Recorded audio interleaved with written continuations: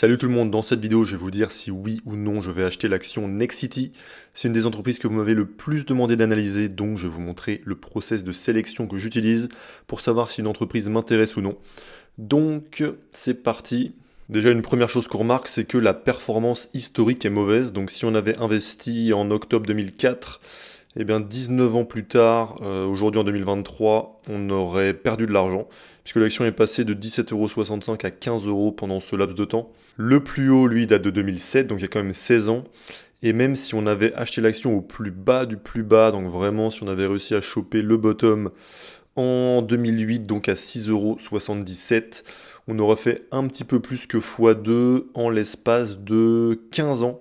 Donc x2 en 15 ans, c'est pas une bonne performance. Il faut savoir que déjà faire x2 en 10 ans, ça fait une performance de 7% par an. Donc là, je vois déjà un problème, c'est que la performance de l'action historique est mauvaise. Donc si on achète l'action aujourd'hui, ça veut dire qu'on fait le pari que l'avenir se passe totalement autrement que le passé, ce qui est possible. Mais dans ce cas, il faut se demander pourquoi ça n'a pas déjà été fait et qu'est-ce qui fait qu'aujourd'hui, qu'est-ce qu'il y a de différent aujourd'hui qui fait que l'avenir se passerait totalement autrement que les 20 années passées. Donc la probabilité est quand même assez faible pour qu'il y ait une différence drastique de performance à l'avenir. Donc pour moi là c'est quand même déjà un point noir. Donc maintenant je vais passer sur mes critères de qualité, donc qui me permettent de savoir si une entreprise est de qualité assez rapidement. Alors ça c'est la liste de mes critères. Donc le premier critère, je veux qu'il y ait une croissance des revenus d'au moins 10% par an. Donc je vais voir l'income statement pour voir les revenus annuels. Et on voit que depuis 2019, ça stagne un petit peu. Et si on prend à plus long terme, depuis 2014, le chiffre d'affaires a quasiment doublé en 10 ans. Donc ça fait moins de 10% par an, mais c'est pas catastrophique. Donc pour l'instant, ça va au niveau de la croissance du revenu. Ensuite, deuxième critère, je veux une croissance du free cash flow supérieure à 10%. Donc on va dans le cash flow statement et le free cash flow est tout en bas. Donc là, on a un free cash flow de 200 millions. L'année précédente, 42 millions. L'année précédente, 700 millions. Avant, 280 millions. Donc c'est des free cash flow assez peu prévisibles, qui sont un peu en dents de scie. Donc c'est pas ce que je préfère. Je préfère les entreprises qui ont une croissance assez stable. Enfin stable ou en accélération, mais en tout cas voilà, des free cash flow qui augmentent d'année en année. Et là on voit que c'est pas forcément le cas. Donc si on regarde sur 10 ans, ok, il a fait x5. Mais par exemple, en 2015, le free cash flow était déjà plus élevé que celui d'aujourd'hui. Et ça, sur un intervalle de 8 ans, c'est quand même assez inquiétant. Moi, je vais investir dans des entreprises qui, en l'espace de 8 ans, ont des chiffres qui n'ont plus rien à voir. Et là, on voit que c'est quand même globalement assez stagnant. Donc, pour moi, le critère de croissance du free cash flow n'est pas validé.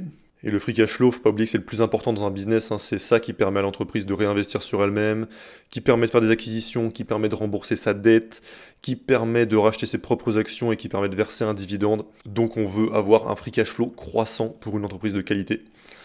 Ensuite, mon critère numéro 3, c'est l'évolution du nombre d'actions sur 5 ans. Donc je veux que le nombre d'actions ne soit pas en hausse, c'est-à-dire que l'entreprise ne dilue pas ses actionnaires. Donc concrètement, quand une entreprise parfois a besoin d'argent rapidement, elle peut soit décider d'emprunter de l'argent, donc d'avoir de la dette, ou bien elle peut vendre ses propres actions et donc récupérer du cash en échange. Le défaut, c'est que pour les personnes qui sont déjà actionnaires, ça veut dire que leur part de l'entreprise qu'ils possèdent diminue avec le temps, alors qu'à l'inverse, une entreprise qui rachèterait ses propres actions si elle estime qu'elles sont sous-évaluées, il permet à ses actionnaires d'augmenter la part du business qu'ils possèdent au fur et à mesure du temps. Et là, on voit que le nombre d'actions a augmenté de 5,44% sur les 5 dernières années. Donc on va les regarder plus en détail, donc ça se trouve dans l'income statement. Et là, tout en bas, on a le nombre d'actions et on voit que en effet, il augmente légèrement en continu depuis 10 ans. Une dilution continue depuis 10 ans, donc encore un mauvais point pour Nexity. Critère suivant, c'est le ROE, le Return on Equity, donc le retour sur investissement que l'entreprise obtient quand elle réinvestit sur elle-même, que ce soit ses bénéfices ou bien l'argent investi des actionnaires. Et je veux qu'il soit d'au moins 15%, puisque sachant que les cours des actions ont tendance à suivre l'évolution des bénéfices, si une entreprise a un ROE par exemple de 15%, ça veut dire qu'elle ne pourra pas faire croître ses bénéfices de plus de 15% sans émettre de la dette ou bien sans émettre des nouvelles actions, qui sont deux choses qu'on préfère éviter. Donc c'est un critère qui est super important. Et là, en l'occurrence, le ROE moyen des 5 dernières années est de 11,63%. Ce qui est encore une fois en dessous de mes critères. Je cherche vraiment au minimum 15% et voire au-delà de 20%, c'est l'idéal. Donc encore un de mes critères qui n'est pas validé. Critère suivant, je veux que l'entreprise ne soit pas trop endettée, donc pour éviter des risques de faillite potentielle. Donc je veux vérifier que l'entreprise puisse rembourser toute sa dette avec moins de 3 années de free cash flow.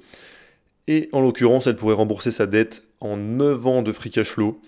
Ce qui, encore une fois, ne remplit pas mon critère. On va aller vérifier un petit peu les valeurs. Donc la dette, ça se trouve dans la balance sheet. Ça, c'est la dette nette, donc le total de la dette moins le cash disponible.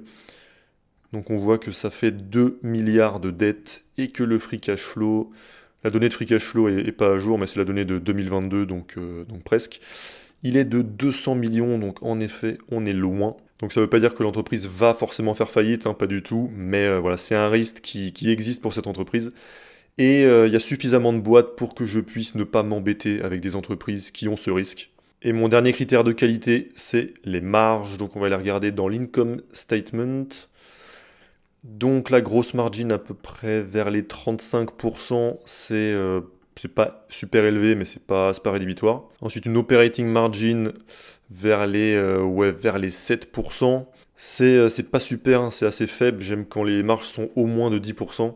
Et si on descend au net margin, donc le bénéfice net, enfin la marge nette. Là, on a des marges qui sont 4, 7, 2. On va dire qu'en moyenne, on est à 5% de marge. Donc ça, c'est des marges super faibles, hein. Comme son nom l'indique, ça laisse peu de marge de manœuvre. Si une année se passe moins bien, on peut se retrouver avec des bénéfices minuscules, comme par exemple en 2020, j'imagine que c'est dû au Covid, 2,62. Mais justement, c'est des événements qu'on ne peut pas prévoir, mais on peut prévoir qu'à un moment, il va se passer des événements qu'on ne peut pas prévoir, et donc c'est là qu'avoir des marges élevées, c'est intéressant pour prévenir ce genre de situation. Donc sur le niveau de marge, c'est encore pas satisfaisant pour moi. Donc aucun de mes critères n'est rempli pour cette boîte, à part à la limite la croissance des revenus qui pourrait passer si la suite était différente. Mais là pour moi, c'est non, je n'investirai pas dans Nexity. Alors est-ce que ça veut forcément dire que c'est une mauvaise affaire et que vous allez vous ruiner si vous investissez dedans? Non.